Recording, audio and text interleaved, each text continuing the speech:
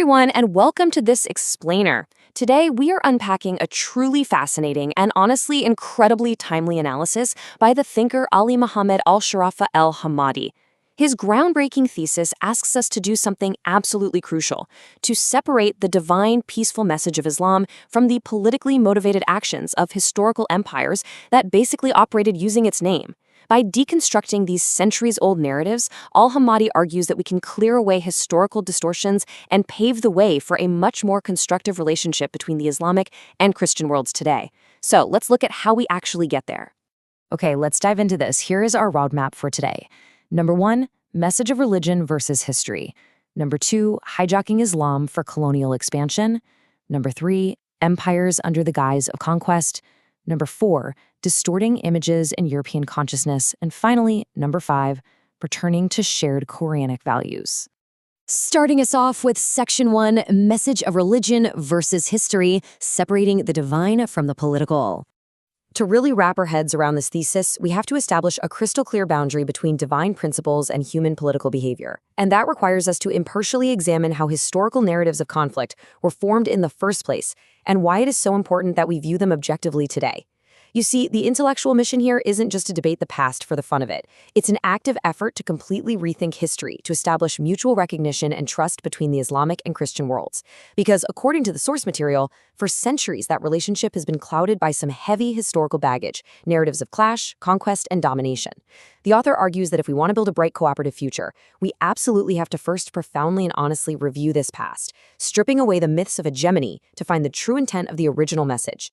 Now here is the absolute crux of the issue, the stark contrast between two very different things. On one hand, we have the original, divine message of Islam, which Al-Hammadi points out is fundamentally built on the sanctity of human blood, the dignity of the individual, and the freedom of belief. But on the other hand, we have historical political practice, empires acting out of a desire for hegemony, wealth accumulation, and territorial expansion. The author's central premise is that the aggressive actions of historical empires were driven purely by political and material gain, which, directly contradicted the core tenets of the religion itself. They were parallel tracks that history just kind of unfairly mashed into one. Moving right along to Section 2, hijacking Islam for colonial expansion, redefining the past. So, if the original message was one of peace, how did history get so incredibly bloody? Well, it starts with the language we use. The analysis argues that religion was actively hijacked by empires and manipulated as a really convenient cover for aggressive colonial expansion. Historically, military expansions by Islamic empires were termed al-futuhat, or conquests. But Al-Hammadi's analysis redefines this term, arguing that in a historical context, these were simply politically motivated imperial expansions. By calling them conquests with a religious undertone, historical empires gave a completely false sense of divine legitimacy to what was, in reality, standard empire building. Acquiring territories, subjugating populations, and plundering resources. Redefining this word is the crucial first step in stripping that false holiness away from historical political aggression. Now, what's genuinely fascinating here is how the foundational text itself contradicts the narrative of imperial expansion. Just listen to this verse from Al-Baqarah. Fight in the way of Allah those who fight you, but do not transgress. Indeed, Allah does not like transgressors. It's literally outlining strictly defensive rules of engagement. It establishes two fundamental principles. Fighting is only permitted against those who are actively fighting you, and there's a strict prohibition against transgression, meaning you cannot cross the line into aggression. The author highlights this to prove that the expansive, aggressive wars waged by historical empires fundamentally violated these basic defensive rules. And this next part brilliantly compounds that argument.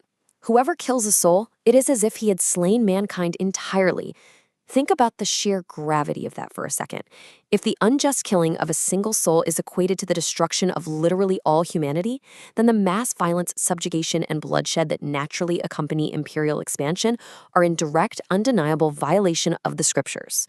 The source material emphasizes that any historical practice contradicting these clear principles simply cannot be attributed to the religion, regardless of whatever banners or slogans those historical armies were waving around. Okay, on to Section 3. Empires under the guise of conquest, a pattern of expansion. Let's actually look at the historical footprints of these empires. If we trace the movement of armies chronologically, a really clear picture emerges. We see it from the 8th century push into the Iberian Peninsula and Andalusia, through the broader territorial grabs of the Umayyad era, and later the Ottoman Empire's expansion into Eastern Europe.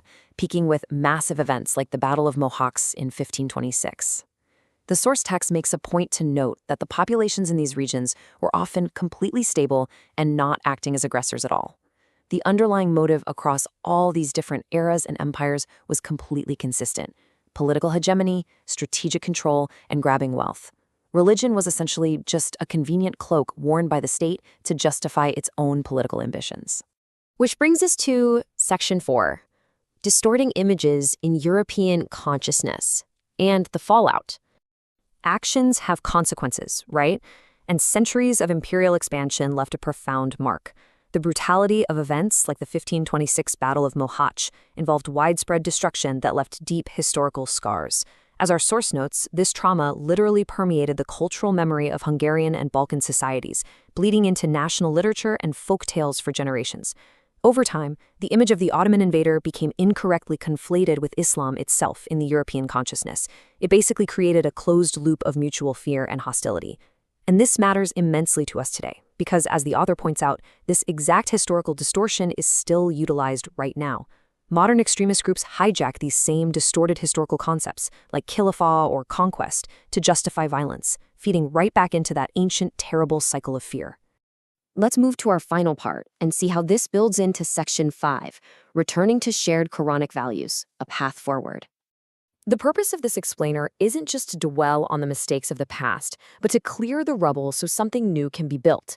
The author points to this verse from Al-Hujurat to highlight the concept of ta'aruf, which translates to mutual recognition. Instead of division, clash, and conquest, the true foundational call of the text is actually for human integration, cooperation, and understanding across different peoples and tribes. By deliberately discarding the politically tainted history of empires, we uncover a foundational philosophy that actively encourages partnership between the East and the West, entirely based on shared human dignity.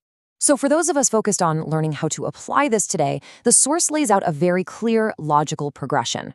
Step 1, we must actively dismantle the historical myths that frame past conflicts as holy or religious wars. Step 2, we need to objectively recognize the true imperial and political nature of those conflicts. And finally, Step 3, with that history properly contextualized, we can embrace mutual recognition and shared human values. It's a deliberate, necessary shift from a historical logic of hostility to a modern logic of true partnership.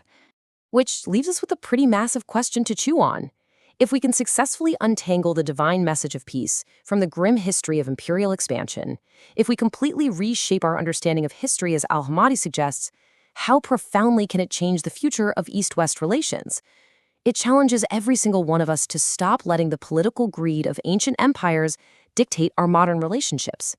Thank you so much for joining me on this explainer, and I hope this leaves you energized and eager to rethink the narratives of the past to build a much more integrated world. مؤسسة رسالة السلام العالمية، رسالة إنسانية لعالم أكثر سلاماً.